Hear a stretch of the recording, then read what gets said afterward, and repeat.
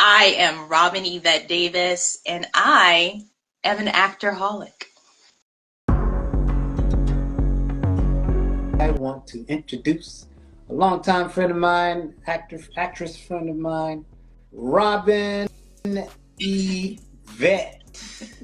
Give it up, y'all. Hi! Yeah. Now, this is not only an actress, y'all, model, writer, life coach. Thank you for joining me. Thank you. And You for inviting me. Yeah. For those who don't know you, why don't you take the time and give us your background and tell us a little bit about yourself. So as far as acting background, started in 2013, really, getting auditions, with the studios, commercial auditions. It started to kind of pick up, and I transitioned from modeling with the agency that I was with at the time to acting. Just caught that acting bug. Started to attend classes, originally from the Midwest, so originally from Indiana, Fort Wayne, Indiana, and moved to Atlanta in 2006 and started modeling for some years, still working a corporate America job. And then again, I started taking acting classes and getting really good feedback. So I'm like, let me just see. Oh, yeah. And just fell in love with it.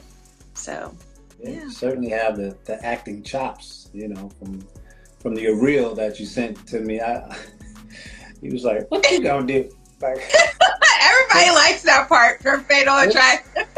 It was not a script for that. Of course, in reenactment shows like your Fatal Attractions and your ATL Homicides, you do get the script because they want, for the character. You get the entire script. And I kind of read over it, and really that scene was all improv. It was all improv. So there were no set lines for Pamela, for the character. So we improv that whole scene. Right before that scene, it's so funny because, well, it's not funny. It's dangerous. I was in the car and I bumped her with my car. I physically bumped her with the car. And that's, when the argument, started, the back and forth, and they just had us, just kept having us do it over and over again. Okay. But it was all improv. Wow. Do you feel that reenactment shows helps a seasoned actor or actress, or is it kind of like looked at as how they look at extras or background workers? No. I feel that's still your body of work. If you're in a lot of reenactment shows, for some of the characters at least, you still have to audition. You still have to prepare for that role. You still have to get booked for that role. You're going to get paid for that role. And you're going to get, in most cases, a credit for that role. So I'm not sure why it's this thing in the air about the scuttlebutt, I would say, about reenactment shows being the same as background work, because it's not. So I would disagree if they are saying that. I walk on set when I've done reenactment shows like it's a major role, and that is what I do. I take it serious. I dissect the script. I look at other people's roles, how I react to them. I subtext the same way as if I have a script from any other major project. Yes. So I definitely don't think that it hurts. It hurts, you know, it hurts an actor. And because I don't have any major credits, you know, that's what I got. I mean, that's what you're gonna get in my demo reel, and that's what has been working for me to audition for other major projects. And I don't even like to say other major projects, like studio, you know, work. So no, I don't think it hurts or it is the same as just a background role. I've noticed that the pay though changed a little bit. One time, you know, when you travel to Tennessee, you know, you was gonna make, well, it seems like you would make at least 300, but now they get you up there, I think, for like one day now, and you're only gonna get like 150 per day. The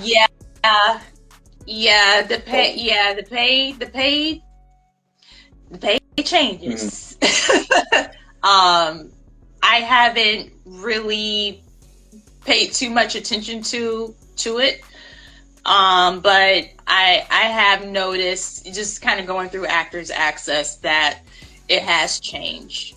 And another thing about reenactment shows, because, you know, I still work full time, 9 to 5, and I travel for my job. So I'm in front of a lot of people all the time. And the funny thing is, when I did ATL Homicide, I had that day, I think I saw maybe 10 customers, and out of the 10, like 5 of them was like, I was watching ATL Homicide, and I know I saw you. Were you in? See? Millions and millions of viewers watch these crime reenactment shows. It is still, to me, in my opinion, solid exposure. It is. It certainly is. I mean, and that, you know, by you knowing, you know, because sometimes, you know, some actors will be opposed to doing work, traveling, you know, 3 hours or whatever. To make that little bit of money. But, you know, we look at it as a different, you know, we look at it differently, because it's a body of work being added to our resumes. And, you know, we always got to hone our craft. So, you know, whatever work we can put out there, you know what I'm saying, it needs to be seen, and you still have a story to tell, right? Right. And so, I appreciate you saying what you're saying, because, man, I just submitted to a couple of reenactments on Actors Access, so I'm not ashamed of it. Yeah. No, I don't know. I don't know why that thing is out there like that. And let me just say, and maybe we'll dive into it, but I'll just put my life coach hat on real quick and say that you should never, as a beginning actress, an actor, or an experienced actress, feel ashamed of doing reenactment shows. You know, we are in the business to create, to live out our passion, and that can come in all shapes and forms and ways. You know, we aren't always granted the opportunity, and I think any actor can speak on this. We're not always granted the opportunity to always book the major studio roles. Say that. You may be auditioning for the rest of your life, okay, before you book that major role, and you get caught up sometimes in comparing yourself to others that may have not been doing it that long, or may have been doing it as long as you, but they're booking all the major roles, and I'm just booking reenactment shows. And you can't look at it like that. That's right. That's right. Just can't. Because everybody has their. I always say this. Everybody has their season. That's right. There's. Matter of fact, how about this? I'm gonna ask you this question. what is competition, and is it a reality in your life? Like, is there such thing as competition? No, I was asked that the other day. No, but I'll be honest. When I started in the business, I did. I felt like it was a competition, especially when the auditions were rolling in, and you didn't get booked. You're like, well, who booked it? Right. Let me go to their page. Let me study what they do. Well, what did they do that I didn't do for them to get that? We all have to be honest. We've been there. Oh, yeah. Okay. Yeah. We've had that mindset where it's like, well, if I didn't get it, then who got it? Because I killed that audition. Yeah. Now I do not. It is literally just a part of the work. You get the audition, I subtext. I mean, it's the same routine. I read the script over and over. I subtext. I look at everyone else's character. I dissect that script. I, get the memorization out of the way, and audition, self-tape or whatever, and then I move on. It's literally just routine now, and just part of the experience and part of the job. The job is not always, booking the role. It is a whole entire process. So now I don't even have time to even think, that I'm competing with someone else, because everyone has their unique way of putting something into that role and that character. I will say I've been blessed in the commercial arena, to once I started booking commercials,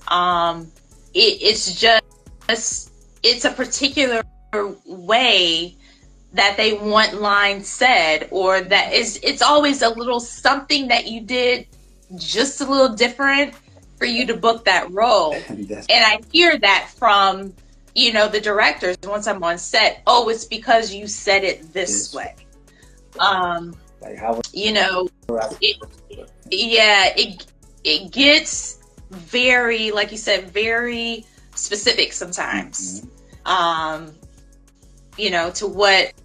To what you bring, but it sometimes has nothing to do with who's the most talented. It's so many different nuances to, booking a role. Robyn, who do you look up to in this industry, and if given the chance, would want to kind of have a career like? Oh, I knew you were going to ask me that question. I had a feeling. I was thinking about that all day today, Darren. I'm like, he is going to ask me, who do I aspire to be like or work with? Yeah. Oh, man. Tell the people. I always go back to Halle Berry. She is the reason why I even wanted to do this thing. I think she is just everything. And she's not afraid to go after whatever role, from a crackhead to a love interest to, that is so me. I want to do every role. Okay. Yeah. And she is just so, her career has just been so dynamic to me. Yeah. And unpredictable. And I just love it. I love it. And I would love to have the opportunity, God willing, to work with her.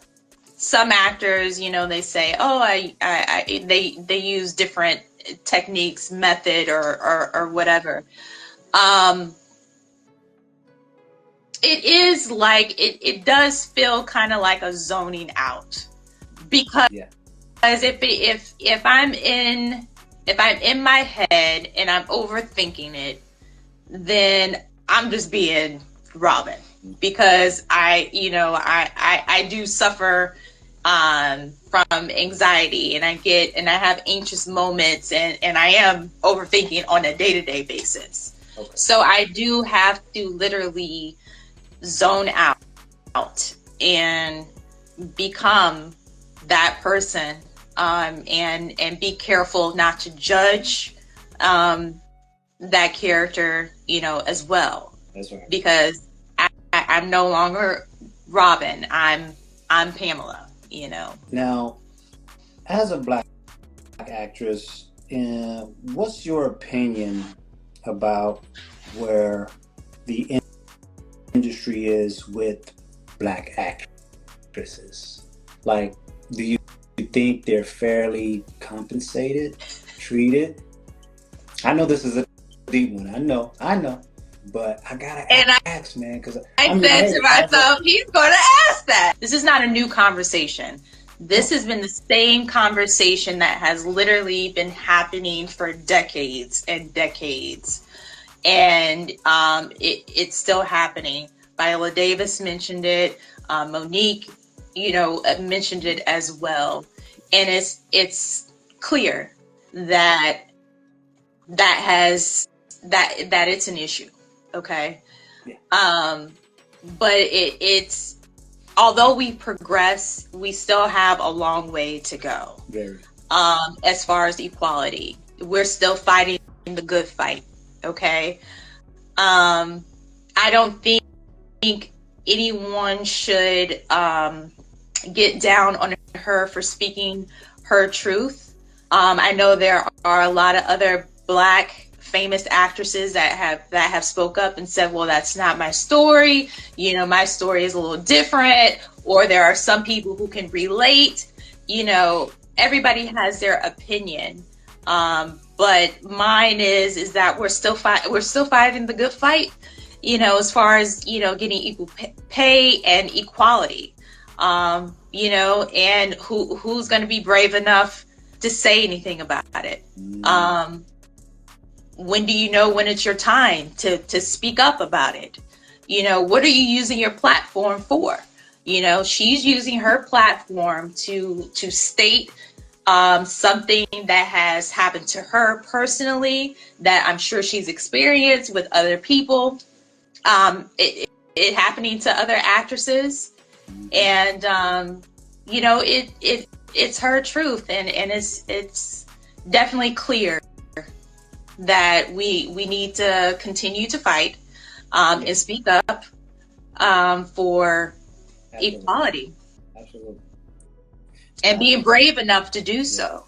Lena Horne did it in her time when she said, hey, I refuse to play a Black maid. Now, that may not have set with other actors who were paid to be and known for being a Black maid. But Lena Horne, she stood up for herself and said, that's just something I refuse to do.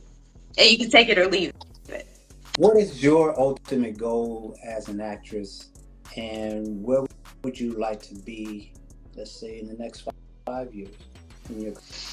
I do want a recurring role on a major network. Pick it, ABC, CBS, I don't know. I do want to do this full time.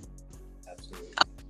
Yeah. I want this to be a full-time living career. I've made, my mind up in saying this is what I want to do. This is what I'm passionate about. So I would say I would start there. I aspire to have a recurring lead role in a major television network in the next 5 years. Are you happy with where your career is right now? I actually am. I was really blessed in 2022. It was really on and popping, as far as just auditions and booking, and my agent was on it. I think I had 4 commercials, an industrial, you know, 2 episodes of ATL Homicide. It was I was really busy. Yeah. So I am happy. I do want to say that I am blessed to continue to be in front of the same casting directors I've been auditioning for years. For anyone starting out in the business, I want them to know that that is a blessing in itself. Yes, it is. When you continue to get called, you know, into the room or to self-tape from the same casting director, they are seeing something in you. And if you're not, you have not been forgotten. They are trying to figure out where they can place you and what is best for you. They are not ignoring you. What advice would you give, you know, fellow actors, or whether they're seasoned or not, you know, Yeah. but what, based on your experience in the industry, what can you tell them? Well, I want to say this. You belong in the room. And just think about that. You belong in the room. And the room can be many things. The room could be that self-tape that you're about to submit and you're auditioning for. The room could be in the physical room with the casting director, auditioning. The room could be a networking event full of all the well-known casting directors and producers and seasoned actors and actresses. But you belong. Don't run into the nightmare of comparison and comparing yourself to others. Like, oh, well, I only have 4 credits and they have 58. You know, they're not going to pay attention to me. It's not true. Not. There are some actors and actresses that have started literally 2 weeks ago, and they already have their major credit. Okay, studio credit. So don't fall into it. Literally is a nightmare of comparing yourself and not thinking that you don't belong, because you do. I have 2 IG handles, the Robyn Evette, and then which is Robyn Evette life coaching.